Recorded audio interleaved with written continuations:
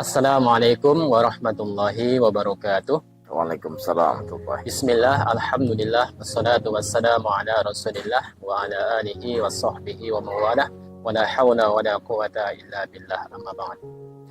Yang kami muliakan Al-Mukarram Bapak Kiai Muhammad Hedi, SPDI MPD. Beliau pengasuh Pondok Pesantren Hizbah Al-Fatih, Pondok Tahfiz Quran. Dan juga yang kami hormati teman-teman dari Staima, sahabat saya, Bang Nabil, Muhammad Nabil. Alhamdulillah, pertama-tama kita bersyukur kepada Allah Subhanahu wa Ta'ala pada siang hari yang berbahagia ini. Atas izin Allah Subhanahu wa Ta'ala, kami rombongan dari Staima bisa berkunjung ke pondoknya Pak Kiai. Terima kasih Pak Kiai, telah disambut dengan sangat ramah sekali, yang luar biasa, Masya Allah. Jadi, sebelum kami mulai, kami akan perkenalan dulu. Nama saya Imam Ghazali. Saya mahasiswa dari Staima, jurusan Syariah, Prodi HKI. Teman saya? Saya dari kampus Staima, jurusan Syariah, Prodi Hukum Keluarga Islam. Oke, jadi pada siang hari ini kami mohon izin untuk wawancara dengan Pak Kiai, terutama menyangkut tentang hukum-hukum pernikahan, yang mana ini yang telah terjadi di masyarakat. Mungkin banyak salah paham bagaimana tentang statusnya anak yang hamil di luar nikah, mohon maaf, seperti itu. Terus bagaimana hukumnya menikahi orang yang hamil karena berzina, seperti itu. Jadi nanti insya Allah ini akan dibahas tuntas oleh Bapak Kiai Muhammad Hedi yang akan sebagai narasumber kita pada siang hari ini. Baik Pak Kiai, langsung saja ke poin pokoknya. Yang pertama, siapa saja yang berhak menjadi wali nikah? Baik, bismillahirrahmanirrahim. Assalamualaikum warahmatullahi wabarakatuh. Waalaikumsalam. Alhamdulillah wa syukurillah. Allahumma salli ala sayyidina Muhammadin wa ala ali sayyidina Muhammad. La hawla wa la quwata illa billahil aliyyil azim. Rabbi shrah li sadri wa yassir li amri wahlul 'uqdatam min lisani yafqahu qawli. Salah satu fenomena akhir zaman ini, pergaulan bebas merajalela. Oleh karena itu, dengan adanya perguruan tinggi Islam, salah satunya yang sedang sekarang berkunjung di pondok pesantren dari Staima Sintang, ada sahabat saya, Mukarram Bang Ghazali dengan Bang Faridnya, berdiskusi berkenaan dengan fenomena yang saat ini. Sebelum saya masuk ke pertanyaan itu, ya, sudah 14 abad yang lalu Quran itu memberikan garis besar. Qala Allah Ta'ala fil Quranil Karim, wa la taqrabu zina. Janganlah engkau ini mendekati zina. Melakukan saja jangan gitu. Mendekati saja jangan, apalagi melakukan. Lalu kemudian ayat ini bagaimana supaya lebih aplikatif, mudah dicerna, dipahami oleh kebanyakan orang-orang beriman di antara kita. Oleh karena itu, sebagai kaum intelek, kemudian mahasiswa yang berkecimpung di bidang syariah, urusan rumah tangga, bahkan harus kita sampaikan kepada seluruh khalayak ramai, rujukan utama kita adalah 4. Quran, ijma', hadis, Quran, hadis, ijma', qiyas. Keempat ini adalah menjadi rujukan kita gitu. Karena Islam itu adalah agama yang dapat menyelesaikan setiap urusan dimanapun dia berada. Berbicara soal wali tadi, apakah Islam menjawab? Menjawab. Ketika la taqrabu zina, jangan kau zina, runtutannya pasti ada hubungannya ke pernikahan. Kalau sudah ke pernikahan berarti di sana ada wali, ada ijab qabul, ada saksi, ada mahar. Kemudian ada macam-macam gitu, persyaratan-persyaratan yang memang itu harus dilewati oleh setiap insan yang beriman kepada Allah Subhanahu wa taala. Salah satunya misalnya rujukan kita adalah terutama kita dari min mazhab Syafi'i, ya, dari mazhab Syafi'i. Biasanya kita merujuk kitab yang paling kecil. Fikih itu ada namanya Mabadiul Fiqih. Naik ke atas lagi kitab Taqrib, Fathul Qorib. Ada lagi misalnya kita membahas yang kontemporer saat ini, salah satu karya terbesar Syekh Zuhaili. Ada kitab namanya Fiqih Islam wa Adillatuh. Nah, ini salah satu fikih yang begitu luar biasa memberikan penjelasan kepada kita gitu. Nah, wali ini adalah wajib. Karena kata Rasulullah, la nikaha bidun wali. Orang tidak bisa dikatakan nikah, artinya tidak sah nikahnya itu kalau dia nggak ada wali. Makanya kita sedih menyaksikan anak muda yang katanya jatuh cinta lalu kawin lari gitu. Dalam artinya itu mereka itu kawin tanpa ada wali. Karena mengutamakan cinta meninggalkan orang tua. Akibatnya nikahnya tidak sah, maka selama itu perbuatan zina terus-menerus. Nah, wali itu hal yang wajib diajarkan oleh para ulama. Dan itu diantaranya kitab tadi mazhab Syafi'i, ya wali yang wajib pertama orang tua dulu. Nah, ada urutannya dia, ada orang tua, bapak kandung. Nah, setelah bapak kandung ini, maka dialah wajib mewalikan. Jadi pertanyaan hukum dia mewalikan ini, si anak ini nanti ada hukum baru lagi. Apakah orang tua boleh jadi wali si anak ini atau dia tidak boleh? Ada hukum baru di situ. Nanti kita akan telaah kapan si bapak ini tidak boleh jadi wali, kapan dia boleh. Nah, pertama yang jadi wali itu bapak kandungnya.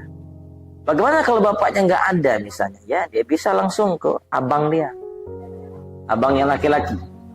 Karena persyaratan jadi wali itu dia bukan minimal, satu wajib Islam, yang kedua wajib berakal, yang ketiga dia ini sudah balik, yang keempat lalu dia ini adil. Kemudian yang kelima adalah dia ini mampu gitu, sudah saatnya. Artinya ada persyaratan jadi wali itu, dia harus Islam, dia harus adil, harus balik, harus dan lain sebagainya. Jadi setelah bapaknya tidak ada, maka boleh abang kandung dia laki-laki. Kalau enggak misalnya paman dia, adik atau abang daripada bapaknya, ataupun misalnya anak laki-laki yang seibu dengan dia, ya kan? Jadi kalau misalnya bapaknya punya anak, punya abang atau punya adik laki-laki, sesuai sudah masuk persyaratan jadi wali itu, maka dia boleh menikahkan adiknya gitu. Bapaknya tidak misalnya sudah meninggal gitu kan. Kemudian yang seibu laki-laki, nah ini wali-wali yang boleh. Lalu kemudian ke kakek juga boleh, paman juga boleh, dan lain sebagainya. Nanti ada runtutannya. Saya pikir itu dulu ya berkenaan dengan masa wali itu. Dari bapak, paman, adik, beradik laki-laki. Nah, perempuan wajib pakai wali. Kalau ada pernikahan yang dia kabur, kayak istilah zaman sekarang nikah lari, maka berbahaya sekali. Sedangkan bapaknya ada, dia menikahkan orang, sedangkan kalau yang menikahkan dia tidak tahu menahu, maka nanti nikahnya bisa tidak sah dan terjumus pada perbuatan zina terus menerus. Ya kita sangat khawatir dan bermohon kepada Allah agar dijauhkan oleh perkara itu. Nauzubillah subhanahu wa ta'ala. Itu mungkin wali. Baik, poin yang nomor 2, silakan.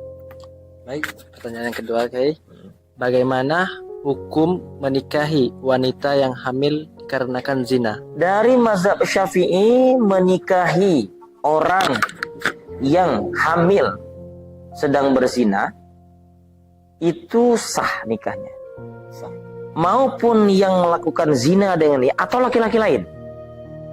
Kan? Misalnya dia hamil nih. Tiba-tiba yang menghamili nikah dia sah. Atau misalnya yang menghamili kabur. Ada laki-laki lain karena sudah jatuh cinta tadi kan. Ayo ngapain kita tidak hamil pun kan? Nikah. Maka hukum nikahnya sah. Sah dan tidak perlu harus ngulang lagi. Saya tidak bahas mazhab lain ya. Nanti kalau ada mazhab lain, maka dia tidak sah nikahnya. Tapi karena saya diajarkan karena saya santri Nahdliyin, kayak saya Nahdliyin semua, belajar dari kitab-kitab itu, maka posisi sedang hamil, dia menikah sah. Cuma nanti jadi masalah anaknya. Nah, itu sudah bab lain. Nasabnya nanti akan terputus dia. Jadi hukumnya adalah, pertanyaannya apakah sah nikah dalam keadaan hamil? Sah. Ada dua tuh, baik yang menikahi yang menghamili dia nikah sah, hukum nikahnya, maupun orang di luar yang menghamili. Pihak ketiga gitu. Kalau dia menikah, ada wali, ada ijab kabul, ada mahar, maka sah. Oke, berarti sah ya kalau menikah sama orang hamil karena zina walaupun dia bukan yang menghamili. Bukan. Walaupun orang lain tetap Orang sah. lain tetap sah. Boleh sedikit kayak mungkin disebutkan sumber kitabnya. Sumur kitab ini kita bisa merujuk ya tadi saya sampaikan di awal. Silakan dibuka fikih Islam. Karya Syekh Wahbah. Karya Syekh Zuhaili. Wahbah Zuhaili. Wahbah Zuhaili. Syekh Wahbah Zuhaili. Oke, baik. Jadi atau bisa juga dibaca di kitab Fathul Qorib. Oke. Penjelasan itu. Baik, yang ketiga adalah bagaimana status nasab anaknya?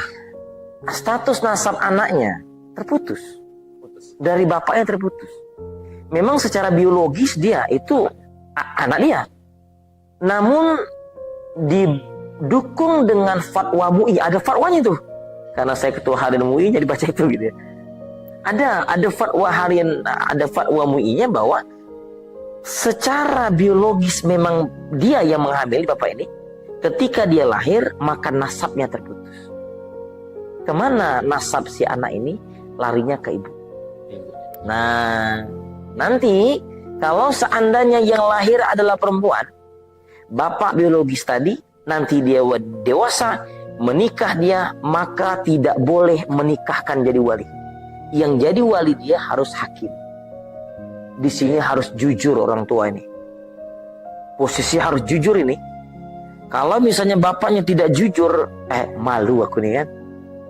Dia nggak cerita bahwa padahal itu anak dulu hasil hamil. Menikah dia hamil duluan. Maka ketika anak ini nanti menikah, tidak sah pernikahannya, mengerikan. Lebih amannya dia jujur, memang dulu anak ini yang memang anak kandung biologi saya, tapi saya anak ini dapat dilakukan sebelum menikah. Mesti jujur. Ya tentu bukan di depan umum ngomongnya. Datang aja ke KUA setempat, nanti KUA akan pandai menjaga rahasia itu. Datanya, data anak itu kayak mana Kiai? Data-data semua rujukannya ke ibu. Kartu keluarga? Kartu keluarga karena kepentingan pemerintah kan, boleh lagi bapak itu. Kalau kartu keluarga nggak ada hubungan. Toh nikah itu kalau nggak ada buku nikah sah kan, kan begitu. Jadi nikah itu tambah buku nikah sah apa tidak? Sah. Karena kita negara Republik Indonesia, kita harus ngikutin aturan itu, regulasi pemerintah itu. Wallahu a'lam. Oke, baik. Ini soal yang keempat, mungkin tadi sudah dijawab sama Pak Kiai. Bagaimana, apakah setelah menikah, setelah anaknya lahir, apakah harus diulang lagi akad nikahnya? Setelah anaknya lahir, karena dia berhubungan zina tadi, kemudian dia punya anak lain lahir, maka tidak perlu diulang lagi. Jadi tidak perlu, sudah tidak cukup perlu. Ya, sah. Malahan secara posisi saya mohon maaf nih, ini sudah dakwah. Kalau sudah itu terjadi, silakan mohon ampun kepada Allah. Taubatan nasuha, jangan ceritakan lagi, yakinlah Allah akan. Oke, Masya Allah, luar biasa Pak Kiai jawabannya. Jadi jawaban beliau ini sangat jelas sekali bahwa menjawab kasus yang terjadi di masyarakat kita, ya mungkin sebagian kalangan, sebagian orang menganggap bahwa ketika menikahi orang hamil nggak boleh, ya kan? Maksudnya orang hamil karena zina. Jadi telah kita dengar bersama bahwa tidak masalah kalau kita ini menikahi wanita yang berzina, yang hamil karena zina, artinya tetap sah, namun tetap kita wajib bertaubat kepada Allah Subhanahu wa Ta'ala. Jadi mungkin cukup sekian diskusi kita bersama Pak Kiai Muhammad Hedi, SPD MPD, yang telah memberikan kita ini pengetahuan yang luar biasa. Terima kasih Pak Kiai yang telah memberikan ilmunya kepada kami, sehingga ini bisa menjadikan jawaban untuk masyarakat kita, terutama kami-kami yang orang awam yang memang sangat butuh atas jawaban yang betul-betul bersumber dari kitab para ulama kita, terutama dari kitab Mazhab Imam Asy-Syafi'i. Oke, mungkin cukup sekian dari kami.